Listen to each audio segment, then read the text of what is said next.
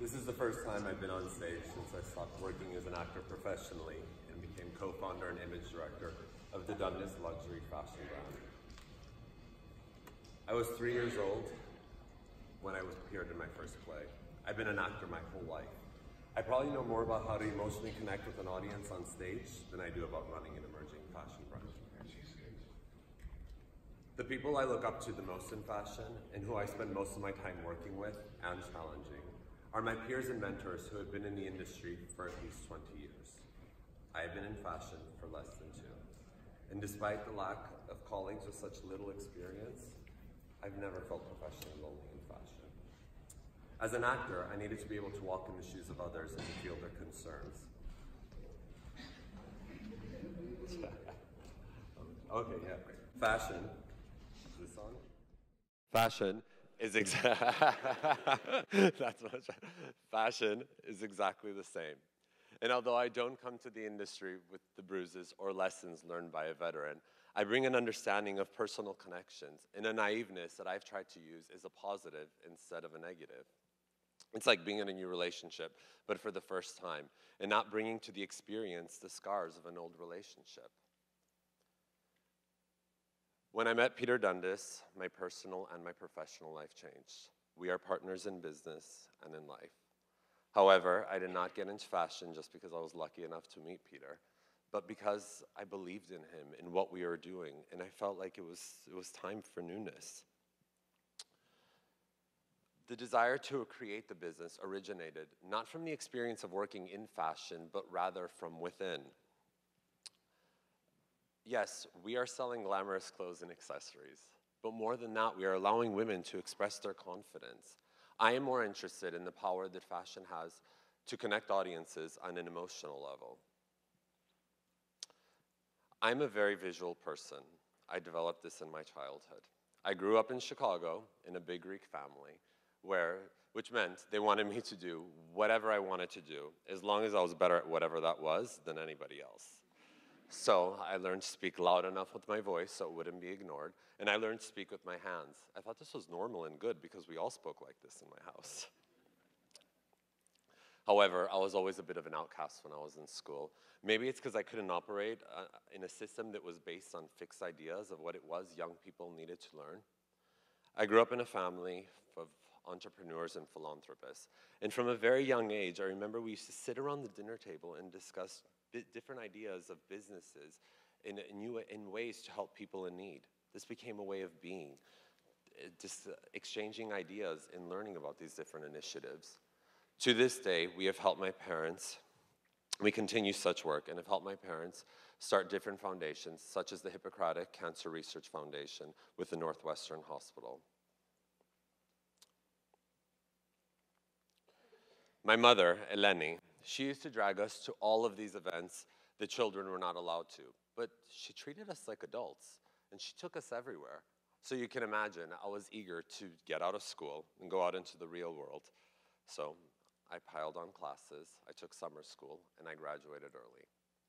I was 16 years old when I graduated high school, and I was scouted to be a model. I left for Paris and I started doing casting after casting.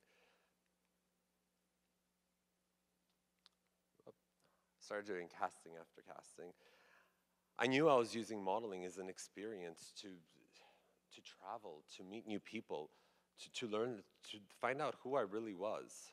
I quickly realized that despite not being any sort of major model or anything, that I didn't want to be a model forever. So my parents agreed that I could stay in Paris as long as I started university. Parsons School of Design is a 2-year program in Paris and a 2-year program in New York. I thought, you know what, it was time for me to move back to the States and try living in New York.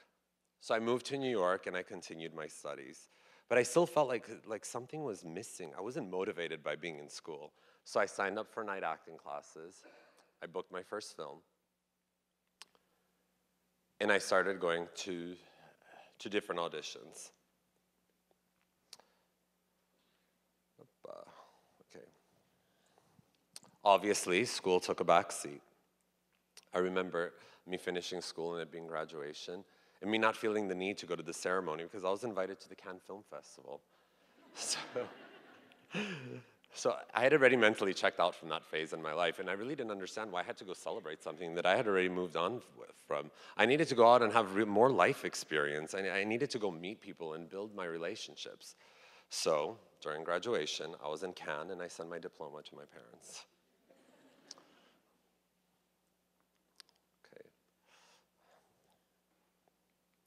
I started spending a lot of time in LA, and I was fortunate enough to meet my acting coach, Caitlin Adams, a woman who I call my guru or my life coach. Caitlin taught me tools through acting that I would later use in my business life.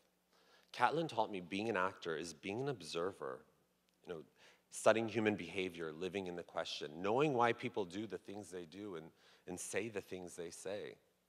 So she also taught me, you have to have intent and know what you want from your character and from a scene. It's always about the other person, she used to tell me. Acting is reacting. Of course, acting teaches you confidence and helps you build walls of protection from all the rejection you get from going from audition to audition. So I discovered ways to leave things behind me and move on to the next experience. And I knew I couldn't loathe on rejection. So I learned how to turn into different characters and believe I was them. I also made other people believe I was them too. So, okay, now you may be asking yourself, what does this have to do with an emerging brand? And how did he go from being an actor to having a senior position in an industry that he was not part of or really had any experience in? But it had everything to do with it. The tools I learned through the many years of really studying acting, of finding out things about myself, and being truthful to my intuition were key in building my career in fashion. I have used these tools with Peter to build a brand that has been focused on the lack of fear. In the past 2 years in fashion, where the trend has been selling high-end sneakers, we sell glamorous clothes, and we have focused on that and taking our customer from day to night. All the while, I have used my intuition to know that in this moment in time, our customer wants to make a statement with what they're wearing, and they want social media audiences to see it too. However, the world is falling apart, and I know that my customer does not want to spend all of their money on clothes. They also want to spend it on charitable causes. So, with a social conscience in mind, we sell at a price point that mirrors our luxury image, but is not ridiculous. Dundas is different than other brands that are emerging now, as we are multifaceted. Our brand was born with an established audience.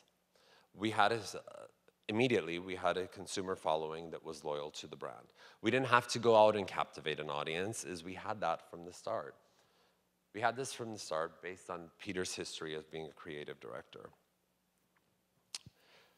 The personal relationships that Peter and I had built throughout the years played just as important of a role to our business model than anything else. As he had worked with many of the top celebrities throughout his year, and we already had a customer base that loved us because they were Dundas fans already.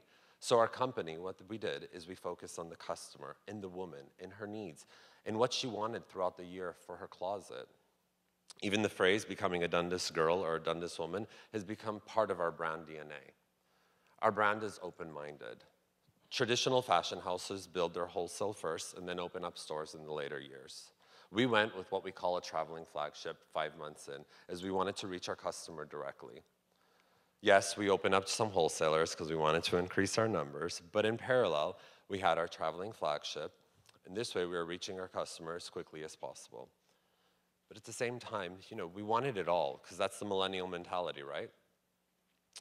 But at the same time, we had to make sure that we could deliver with the structure we had, with a social and digital point of view, wholesale accounts, traveling flagship, a strong VIP customization. We started all channels very early. We consider the Dundas brand to be flexible, entrepreneurial, consumer-centric, and responsive. I think a lot of people in fashion have compared us, Peter and I, to other fashion duos who have made huge fashion brands in the past that we look up to. Like Valentino and Giancarlo Giametti, Yves Saint Laurent and Pierre Berger. All of these duos have created major brands with a brand loyalty and a consumer following based on their relationships. Whether it was from celebrities, investors, management, the customers, all of this felt close to the Dundas brand and a part of it. It was about building a lifestyle and a culture around the brand that was true to us and these iconic brand founders. There are more emerging brands now than ever before, making the market crowded. Instinctively, we knew we had to find a unique way to reach audiences and make a statement from day one, and invite people into the Dundas world, show them a taste of our brand DNA and who we are as founders. We did this by launching our brand with the most powerful woman and the strongest woman of my generation.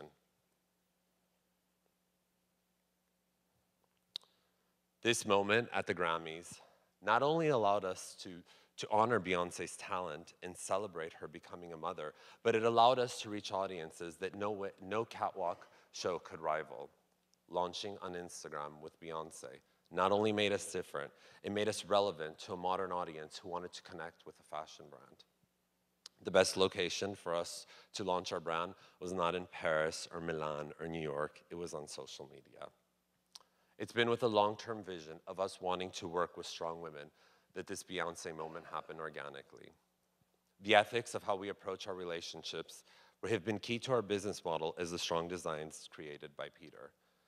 We know it's about the women who are wearing our designs, who believe in us, who allow the Dundas brand to emerge with a spirit of strength and newness.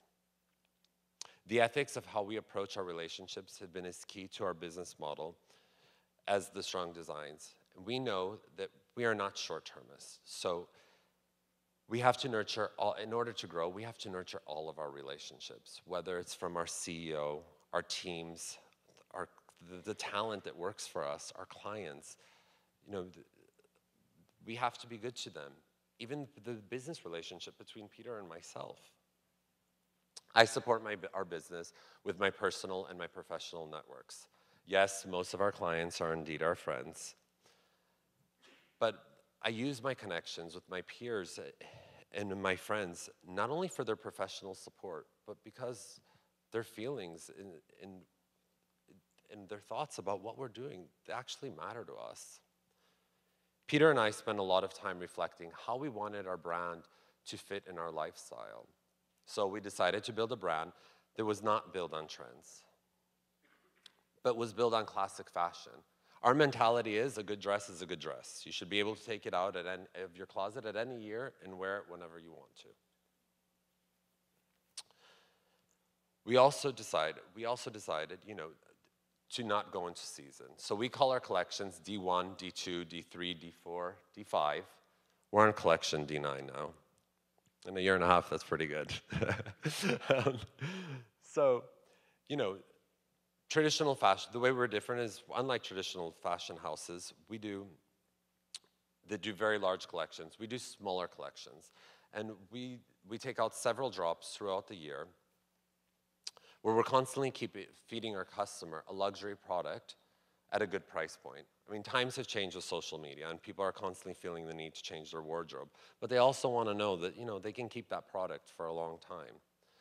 We also decided that we would time our collections in a time where they're available, and a time for a season when people wanted to buy them. This might sound really basic, but we took in our customer feedback. And people wanted to buy in season and wear in season. Even ourselves. I remember Peter and I going shopping in July, and before our summer holiday, and there only being winter clothes available for us to buy. I mean, we didn't get that. So, listen.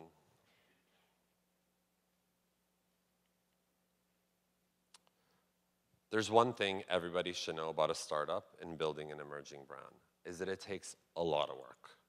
And what looks glamorous on the inside is not so glamorous on the outside. But the energy you get and the satisfaction you get from starting a brand and advancing it is incomparable. To be successful, you need to have good ethics.